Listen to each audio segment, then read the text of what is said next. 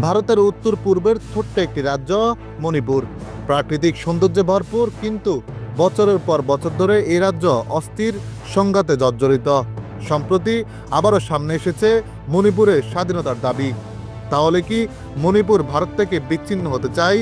আজ আমরা জানব এই বিতর্কিত প্রশ্নের পেছনের সত্যটা।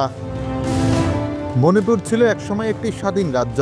1947 সালে ভারতের স্বাধীনতার পর মণিপুরও একটি পৃথক রাজ্য হিসাবে পরিচিতি ছিল, কিন্তু 1949 সালে একটি বিতর্কিত চুক্তির মাধ্যমে মণিপুরকে ভারতের সঙ্গে যুক্ত করা হয়। এই চুক্তিকে অনেকে জোরপূর্বক বলে মনে করেন এবং এখান থেকে জন্ম হয় স্বাধীনতা আন্দোলনের বীজ। মণিপুরে কয়েকটি সশস্ত্র বিদ্রোহী গোষ্ঠী কাজ করছে। তাদের দাবি মণিপুরকে স্বাধীন রাষ্ট্র হিসাবে পূর্ণ প্রতিষ্ঠা করা।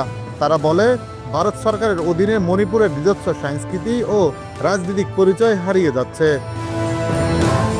2023 সালে মণিপুরে আবারও ভয়াবহ জাতিগত সংঘাত শুরু হয় মেতেই এবং কুকি জাতিগোষ্ঠীর মধ্যে। বিভিন্ন ধর্মী জাতিগত রাজনৈতিক বিরোধ, বহু মানুষ নিহত হয়, হাজার হাজার মানুষ বস্তুচ্যুত হয়। এই সহিংসতার মধ্যেই আবার মাথাচাড়া দিয়ে উঠেছে স্বাধীনতার দাবি ও কেন্দ্রের বিরুদ্ধে অসন্তোষ। ভারতের সরকার মণিপুর পরিস্থিতিকে অভ্যন্তরীণ নিরাপত্তা ইস্যু হিসাবে বিবেচনা করে। এখানে এখনও সেনাবাহিনী বিশেষ ক্ষমতা ভোগ করছে, সরকার বিরোধীর বিরুদ্ধে অভিযান চালায় এবং সম্প্রতি মণিপুরে আরও নিরাপত্তা জোরদার করা হচ্ছে। ভারতের দাবি কিছু বহিরাগত শক্তি যেমন পাকিস্তানের ISI বা চীন এই অস্থিরতাকে উস্কে দিচ্ছে। মণিপুরের স্বাধীনতার দাবি বাস্তবিক অর্থে কতটা শক্তিশালী সেটা বিতর্কের বিষয়, তবে এটা পরিষ্কার এই রাজ্যের জনগণের মাঝে গভীর অসন্তোষ রয়েছে।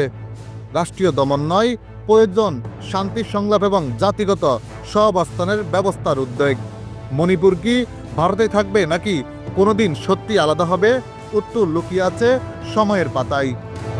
আপনি যদি এমন আরও তথ্যভিত্তিক কন্টেন্ট পেতে চান তাহলে চ্যানেলটি সাবস্ক্রাইব করুন এবং ভিডিওটি শেয়ার করুন।